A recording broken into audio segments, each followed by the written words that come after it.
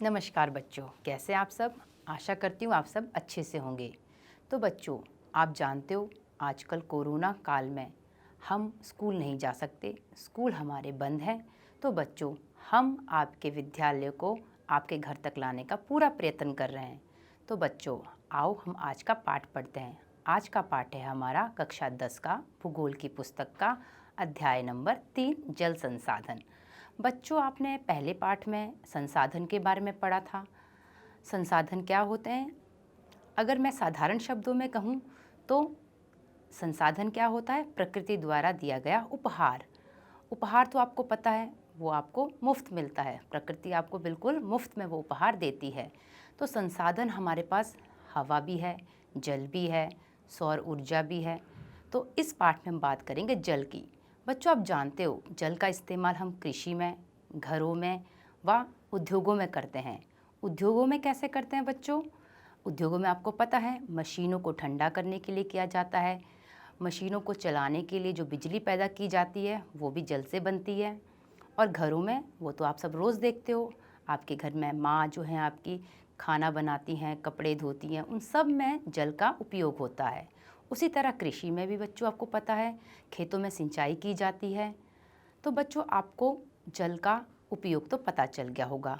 तो जब हम जल का उपयोग करते हैं उसे ही कहा जाता है जल संसाधन।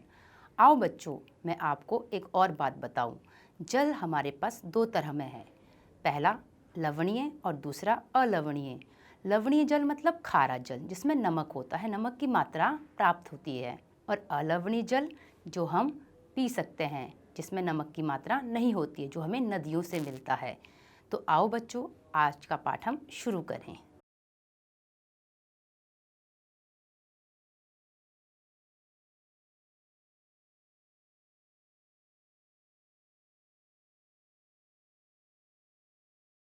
विभिन्न युगों में मानव नदियों और अन्य जल स्रोतों जैसे झरनों, झीलों, पोखरों और मरुद्यानों के आसपास क्यों बसता था? बच्चों, आप जानते हैं कि 3/4 धरातल जल से ढका हुआ है, परंतु इसमें प्रयोग में लाने योग्य अलवणीय जल का अनुपात बहुत कम है। ये अलवणीय जल हमें सतही अपवाह और भौम जल स्रोत से प्राप्त होता है, जिनका लगातार नवीकरण और पुनर्भरण जलीय चक्र द्वारा होता रहता है। ऐसी भविष्यवाणी की जा रही है कि 2025 में 20 करोड़ लोगों को जल की कमी झेलनी पड़ेगी। तो अब हम आपको बताते हैं जल दुर्लभता और जल संरक्षण एवं प्रबंधन की आवश्यकताओं के बारे में। जल की कमी के कई कारण हैं, जैसे अतिशोषण व अत्यधिक प्रयोग, अधिक जनसंख्या, औद्योगिकरण, शहरीकरण। समाज के विभिन्न वर्गों में जल के असमान वितरण के कारण जल की कमी महसूस की गई है। जल दुर्लभता क्या होता है? अत्यधिक और बढ़ती जनसंख्या और उसके परिणाम स्वरूप जल की बढ़ती मांग और उसके असमान वितरण का परिणाम हो सकता है। अधिक जनसंख्या के कारण घरेलू उपयोगों में ही नहीं बल्कि अधिक अनाज उगाने के लिए भी जल चाहिए। अतः अनाज का उत्पादन बढ़ाने के लिए जल संसाधनों का अतिशोषण करके ही सिंचित क्षेत्र बढ़ाया जा सकता है और शुष्क ऋतु में भी खेती की जा सकती है।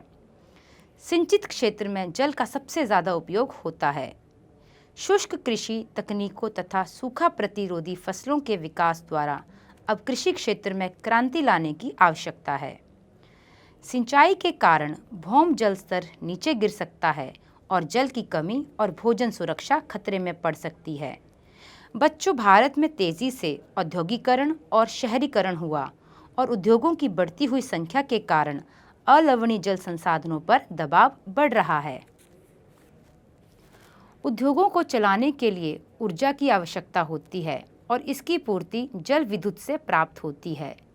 शहरों की बढ़ती संख्या और जनसंख्या द्वारा शहरी जीवन शैली के कारण न केवल जल और ऊर्जा की आवश्यकता में बढ़ोतरी हुई, अपितु इनसे संबंधित समस्याएं और भी गहरी हुई हैं। शहरों में जल संसाधन का अतिशोषण हो रहा है और जल की कमी होती जा रही है।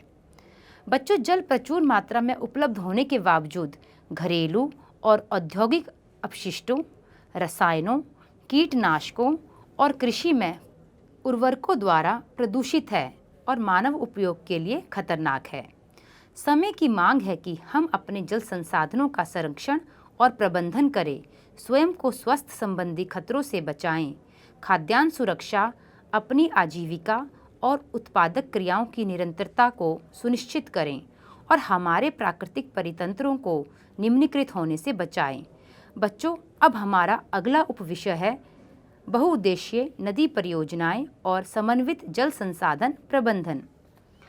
हमने प्राचीन काल से सिंचाई के लिए पत्थरों और मलबों से बांध, जलाशय अथवा झीलों के तटबंध और नहरों जैसी उत्कृष्ट जलीय आकृतियां बनाई हैं और ये परिपाटी आधुनिक काल में भी जारी रखी हैं और अधिकतर नदियों के बेसिनों में बांध बनाए हैं। आओ बच्चों, अब हम जल संरक्षण की ऐतिहासिक पृष्ठभूमि पर नजर डालें। चंद्रगुप्त मौर्य के समय बहुत सारे बांध, झील तथा सिंचाई तंत्रों का निर्माण हुआ है। कलिंग, नागार्जुनकोंडा, कोल्हापुर जैसे क्षेत्रों में उत्कृष्ट सिंचाई तंत्र होने के सबूत मिले हैं। अपने समय की सबसे बड़ी कृत्रिम झीलों में से एक भोपाल झील 11वीं शताब्दी में बनाई गई। 14वीं शताब्दी में इल्तुतमिश ने दिल्ली में सीरी फोर्ट क्षेत्र में जल की सप्लाई के लिए हौज खास बनवाया। तो ये सब हमने इतिहास में देखा कि जल जो है बहुत ही उपयोग में लाया जा रहा था। बच्चों, आप बताएंगे बांध क्या है? बांध बहते जल को रोकने, दिशा देने या बहाव कम करने के लिए खड़ी की गई बाधा है जो आमतौर पर जलाशय, झील अथवा जल भरण बनाती हैं। बांध का अर्थ जलाशय से लिया जाता है, ना कि इसके ढांचे से। अधिकतर बांधों में एक ढलावा हिस्सा होता है जिसके ऊपर से या अंदर से जल रुक रुक कर लगातार बहता है। बांधों को लकड़ी के बांध, तटबंध बांध या पक्का बांध के अलावा कई उपवर्गों में बांटा जा सकता है। ऊंचाई के अनुसार बांधों को बड़े बांध और मुख्य बांध या नीचे बांध, मध्यम बांध और उच्च बांधों में वर्गीकृत किया जा सकता है। बच्चों, परंपरागत बांध नदियों और वर्षा जल को इकट्ठा करके बाद में उसे खेतों की सिंचाई के लिए उपलब्ध करवाते थे। आजकल बांध सिर्फ सिंचाई के लिए नहीं बनाए जाते, अपितु उनका उद्देश्य विद्युत उत्पादन, घरेलू और औद्योगिक उपयोग, जल आपूर्ति, बाढ़ नियंत्रण, मनोरंजन, आंतरिक नौचालन और मछली पालन भी है। इसीलिए बांधों को बहुउद्देशीय परियोजनाएं भी कहा जाता है, जहां एकत्रित जल के अनेकों उपयोग समन्वित होते हैं। उदाहरण के तौर पर सतलुज व्यास बेसिन में भाखड़ा नंगल परियोजना जल विद्युत उत्पादन और सिंचाई दोनों के काम में आती है। इसी प्रकार दूसरा उदाहरण महानदी बेसिन में हीराकुंड परियोजना जल संरक्षण और बाढ़ नियंत्रण का समन्वय है। बच्चों, बहुत महत्वपूर्ण बात है, ज़रा ध्यान से सुनिएगा। जवाहरलाल नेहरू जो हमारे देश के प्रथम प्रधानमंत्री थे, उन्होंने गर्व से बांधों को आधुनिक भारत के मंदिर कहा था। उनका मानना था कि इन परियोजनाओं के चलते कृषि और ग्रामीण अर्थव्यवस्था, औद्योगिकरण और नगरीय अर्थव्यवस्था समन्वित रूप से विकास करेगी। बच्चों, क्या आप जानते हैं सरदार सरोवर बांध गुजरात में नर्मदा नदी पर बनाया गया है। ये भारत की एक बड़ी जल संसाधन परियोजना है जिसमें 4 राज्य महाराष्ट्र, मध्य प्रदेश, गुजरात तथा राजस्थान सम्मिलित हैं। मानचित्र पर भारत की मुख्य नदियों एवं बांधों पर नज़र डालें, क्योंकि इस पाठ से परीक्षा में मानचित्र वाले प्रश्न आपको हल करने के लिए आएंगे। तो बच्चों, आओ हम मानचित्र देखें जिसमें भारत की मुख्य नदियां एवं बांध दर्शाए गए हैं। तो सबसे पहले जो महत्वपूर्ण बांध है वो है सलाल प्रोजेक्ट। आप देख सकते हैं कश्मीर में जम्मू के पास चेनाब नदी पर सलाल प्रोजेक्ट आपको दिख रहा है। ये एक बांध है जो चेनाब नदी पर बना हुआ है। ठीक इसके नीचे आपको दूसरा बांध दिख रहा है, भाखड़ा नांगल बांध। भाखड़ा नांगल बांध सतलुज नदी पर पंजाब हिमाचल के सीमा पर आपको दिखाई, ये सतलुज नदी पर बना हुआ है। ठीक भाखड़ा नंगल के नीचे आपको तीसरा बांध टिहरी, जो कि आपको उत्तराखंड में दिखाई दे रहा है। टिहरी बांध भागीरथी नदी पर बना हुआ है। अब बच्चों आप ज़रा नीचे आइए चंबल नदी के पास। ये रही चंबल नदी। चंबल नदी आगे जाकर राजस्थान की तरफ आपको देखनी है।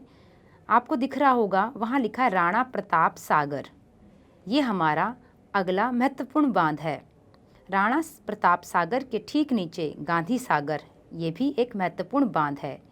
राणा प्रताप सागर बांध राजस्थान में आता है, जबकि गांधी सागर बांध मध्य प्रदेश में आता है। दोनों ही बांध सीमा पर हैं मध्य प्रदेश और राजस्थान की। ठीक उसके नीचे सरदार सरोवर बांध नर्मदा नदी पर गुजरात और मध्य प्रदेश की सीमा पर आपको दिखाई दे रहा है।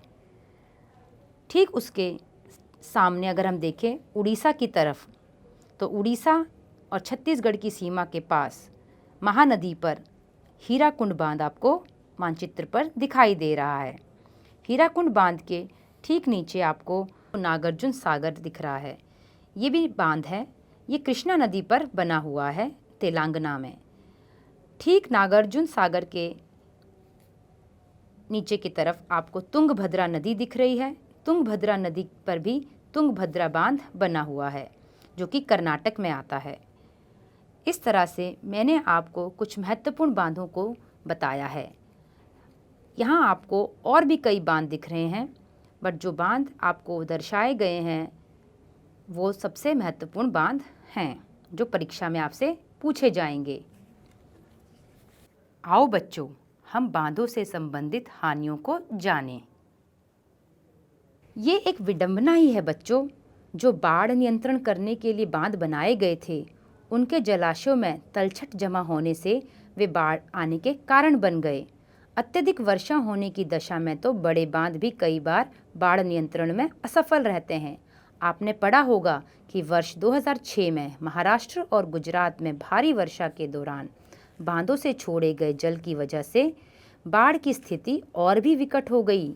इन बाढ़ों से न केवल जान और माल का नुकसान हुआ, अपितु बृहद स्तर पर मृदा अपरदन भी हुआ। बांध के जलाशय पर तलछट जमा होने का अर्थ ये भी है कि ये तलछट, जो कि एक प्राकृतिक उर्वरक है, बाढ़ के मैदान तक नहीं पहुंचती, जिसके कारण भूमि निम्नीकरण की समस्याएं बढ़ती है। बच्चों, ये भी माना जाता है कि बहुउद्देशीय योजनाओं के कारण भूकंप आने की संभावना भी बढ़ जाती है और अत्यधिक जल के उपयोग से जल जनित बीमारियां, फसलों में कीटाणु जनित बीमारियां और प्रदूषण भी फैलते हैं। तो बच्चों, हमने यहाँ पर बहुउद्देशीय परियोजनाओं के लाभ भी देखे और इनकी हानियाँ भी देखी। तो बच्चों, आओ हम आगे बढ़े अपने अगले उपविषय पर, वर्षा जल संग्रहण। बच्चों, आप सबको पता है वर्षा का पानी बहुत ज़्यादा प्रयोग में लाया जा सकता है।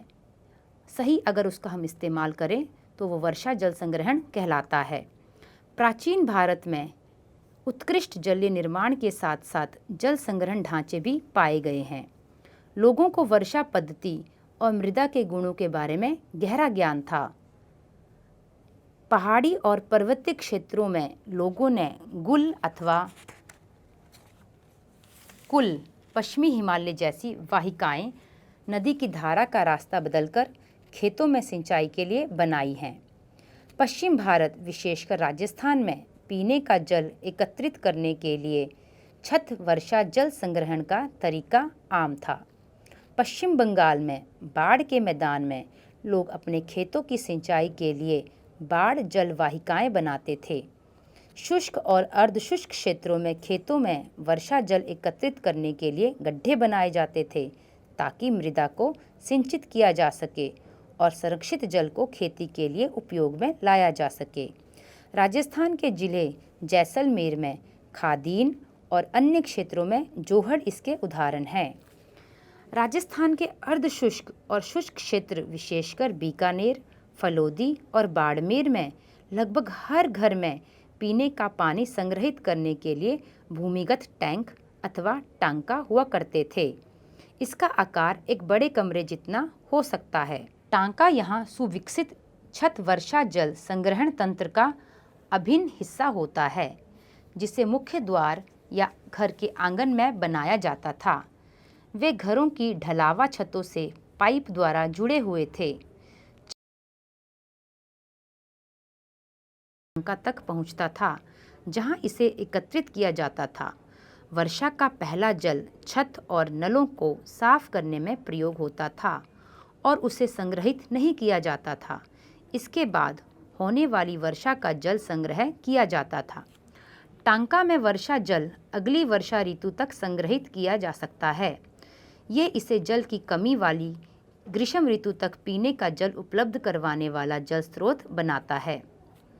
कुछ घरों में तो टांकों के साथ भूमिगत कमरे भी बनाए जाते हैं, क्योंकि जल का ये स्रोत इन कमरों को भी ठंडा रखता था, जिससे ग्रीष्म ऋतु में गर्मी से राहत मिलती थी।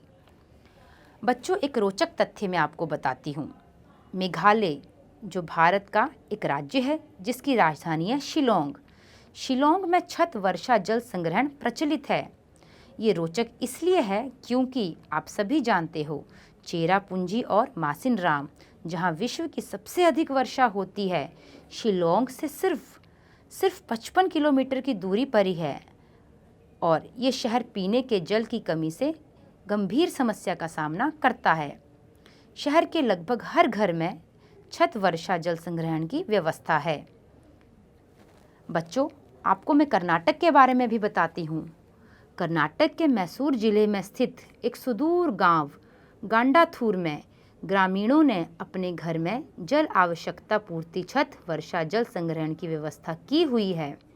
गांव के लगभग 200 घरों में ये व्यवस्था है और इस गांव ने वर्षा जल संपन्न गांव की ख्याति अर्जित की है। बच्चों, अब मैं आपको बताती हूँ मेघालय की एक कहानी, जहाँ पर बांस ड्रिप सिंचाई प्रणाली का उपयोग होता है। मेघालय में नदियों व झरनों के जल को बांस द्वारा बने पाइपों द्वारा एकत्रित करके 200 वर्ष पुरानी विधि प्रचलित है। अगर आप इस चित्र को देखो तो यहाँ आपको 6 चित्र दिख रहे हैं। चित्र 1 को ध्यान से देखो बच्चों। पहाड़ी शिखरों पर सदानीर झरनों की दिशा परिवर्तित करने के लिए बांस के पाइपों का उपयोग किया जाता है। इन पाइपों के माध्यम से गुरुत्वाकर्षण द्वारा जल पहाड़ के निचले स्थानों तक पहुंचाया जाता है। चित्र 2 में देखो बच्चों और चित्र 3 में देखो बच्चों। बांस से निर्मित चैनल से पौधे के स्थान तक जल का बहाव परिवर्तित कर दिया जाता है। पौधे तक बांस पाइप से बनाई व बिछाई गई विभिन्न जल शाखाओं में जल वितरित किया जाता है। पाइपों से जल प्रवाह इनकी स्थितियों में परिवर्तन करके नियंत्रित किया जाता है। चित्र 4 देखो बच्चों। यदि पाइप को सड़क पार ले जाना है तो उन्हें भूमि पर ऊंचाई से ले जाया जाता है। इस चित्र में आप देख सकते हो, बांस के पाइपों को उस पार ले जाने के लिए काफ़ी ऊंचाई पर रखा गया है। चित्र 5 और 6 देखो बच्चों। अंतिम चैनल सेक्शन से पौधे की जड़ों के निकट जल गिराया जाता है। अब एक और रोचक तथ्य बच्चों, जो आपको शायद ही पता हो। तमिलनाडु एक ऐसा राज्य है जहां पूरे राज्य में हर घर में छत वर्षा जल संग्रहण ढांचों का बनाना आवश्यक कर दिया गया है। इस संदर्भ में दोषी व्यक्तियों पर कानूनी कार्यवाही हो सकती है। तो बच्चों, आज आपको इस पाठ को पढ़कर समझ आ गया होगा कि जल जो है वो एक बहुत ही महत्वपूर्ण संसाधन है। आओ बच्चों, अब हम कुछ प्रश्न उत्तर का खेल खेलें। आपसे मैं कुछ बहुवैकल्पिक प्रश्न पूछने वाली हूँ। तो पहला प्रश्न है, इनमें से किसने बांध को आधुनिक भारत का मंदिर कहा? पहला राजेंद्र प्रसाद, दूसरा जवाहरलाल नेहरू, तीसरा सरदार पटेल। सही उत्तर है जवाहरलाल नेहरू। अगला प्रश्न, राजस्थान में छत वर्षा जल संग्रहण को कहा जाता है गुल, कुल या टांका? सही उत्तर है टांका। अगला प्रश्न, आओ बच्चों भारत के मानचित्र का अवलोकन करें और उसका अभ्यास करें। तो बच्चों, अब मैं जो आपसे प्रश्न पूछने वाली हूँ वो आपके मानचित्र को ध्यान से देखने के साथ ही आपको समझाए जाएंगे। तो बच्चों, पहला प्रश्न है, निम्नलिखित में से किस नदी पर टिहरी बांध बनाया गया है? आपके सामने विकल्प है भागीरथी, यमुना या कोसी। सही उत्तर है भागीरथी। आप मानचित्र में भागीरथी नदी को भी देख सकते हो। अगला प्रश्न है, सलाल बांध किस नदी पर बना हुआ है? पहला विकल्प चेनाब, दूसरा महानदी, तीसरा सतलुज। सही उत्तर है चेनाब। इसे आप मानचित्र पर भी देख सकते हैं। अगला प्रश्न, नागार्जुन सागर बांध किस नदी पर स्थित है? विकल्प है चेनाब, कृष्णा, महानदी। सही उत्तर है कृष्णा। ये भी आप मानचित्र पर देख सकते हैं। अगला प्रश्न, तुंगभद्रा बांध किस राज्य में स्थित है? विकल्प हैं कर्नाटक, महाराष्ट्र, उत्तर प्रदेश। सही उत्तर है कर्नाटक। अगला प्रश्न, हीराकुंड बांध किस नदी पर स्थित है? महानदी, कावेरी, कृष्णा। सही उत्तर है महानदी। अगला प्रश्न, भाखड़ा नंगल बांध किस नदी पर स्थित है? विकल्प हैं सतलुज, रावी, गंगा। सही उत्तर है सतलुज। अगला प्रश्न है, राणा प्रताप सागर बांध किस नदी पर स्थित है? विकल्प है यमुना, चंबल, ब्रह्मपुत्र। सही उत्तर है चंबल। अगला प्रश्न बच्चों, सरदार सरोवर बांध किस नदी पर स्थित है? विकल्प है तापी, नर्मदा, महानदी। सही उत्तर है नर्मदा। शाबाश बच्चों, आपने बिल्कुल सही उत्तर दिए हैं। बच्चों, आपके लिए गृह कार्य दिया जा रहा है, आप प्रश्नों को लिख लें। पहला प्रश्न, जल दुर्लभता से क्या अभिप्राय है? मैं फिर से बोल रही हूँ, जल दुर्लभता से क्या अभिप्राय है? प्रश्न 2, बांधों के 4 लाभ बताइए। फिर से, बांधों के 4 लाभ बताइए। तीसरा प्रश्न, वर्षा जल संग्रहण क्या है? फिर से, वर्षा जल संग्रहण क्या है? चौथा प्रश्न, हमारे देश में जल का अभाव दिन प्रतिदिन क्यों बढ़ता जा रहा है? कारणों की सूची तैयार करें। मैं फिर से बोलती हूँ, हमारे देश में जल का अभाव दिन प्रतिदिन क्यों बढ़ता जा रहा है? कारणों की सूची तैयार करें। तो बच्चों, आपको ये पाठ समझ में आ गया होगा और इस पाठ में जो सबसे महत्वपूर्ण है वो है आपका मानचित्र, जिसमें कि नदियाँ और बांध दर्शाए गए हैं। तो अब मैं आपको जाते जाते बहुत ही महत्वपूर्ण बात बताती हूँ। अभी आपने पढ़ा कि तमिलनाडु में, कर्नाटक में छत वर्षा जल संग्रहण किया जाता है, तो मैं इसके बारे में आपको कुछ जानकारी देती हूँ। छत वर्षा जल संग्रहण जो होता है उसमें PVC पाइपों का इस्तेमाल करके छत का वर्षा जल एकत्रित किया जाता है। रेत और ईंट प्रयोग करके जल का छनन किया जाता है। भूमिगत पाइपों के द्वारा जल हौज तक ले जाया जाता है, जहां से इसे तुरंत प्रयोग किया जा सकता है। हौज के अतिरिक्त जल कुएं तक ले जाया जाता है। कुएं का जल भूमिगत जल का पुनर्भरण करता है। बाद में इस जल का उपयोग किया जाता है। अच्छा बच्चों, क्या आपको पता है एक नदी है जिसका नाम है कृष्णा गोदावरी। इन नदियों का विवाद चला हुआ है। क्या आप जानते हैं इसके बारे में? नहीं जानते तो मैं आपको बताती हूँ। कृष्णा गोदावरी विवाद की शुरुआत महाराष्ट्र सरकार द्वारा कोयना पर जल विद्युत परियोजना के लिए बांध बनाकर जल की दिशा परिवर्तन कर कर्नाटक और आंध्र प्रदेश सरकारों द्वारा आपत्ति जताए जाने से हुई। इससे इन राज्यों में पड़ने वाले नदी के निचले हिस्सों में जल प्रवाह कम हो जाएगा और कृषि और उद्योगों पर विपरीत असर पड़ेगा। इसीलिए कृष्णा गोदावरी विवाद शुरू हुआ। बच्चों, छत जल संग्रहण थार के सभी शहरों और ग्रामों में प्रचलित था। वर्षा जल जो कि घरों की ढालू छतों पर गिरता है, उसे पाइपों द्वारा भूमिगत टंकों के अंदर ले जाते हैं। भूमि में गोल छिद्र जो मुख्य घर अथवा आंगन में बना होता है, ऊपर दिखाए गए चित्र दर्शाता है कि जल पड़ोसी की छत से एक लंबे पाइप के द्वारा लाया जाता है। यहाँ पड़ोसी की छत का उपयोग वर्षा जल को एकत्रित करने के लिए किया गया है। चित्र में एक छेद दिखाया गया है जिसके द्वारा वर्षा जल भूमिगत टांका में चला जाता है। तो बच्चों, आज का पाठ जल संसाधन यहीं समाप्त होता है। अब हम मिलेंगे अगले अध्याय में। तो बच्चों, वीडियो देखने के लिए धन्यवाद। स्वस्थ रहें, सुरक्षित रहें, खूब बढ़ो, आगे बढ़ो। धन्यवाद।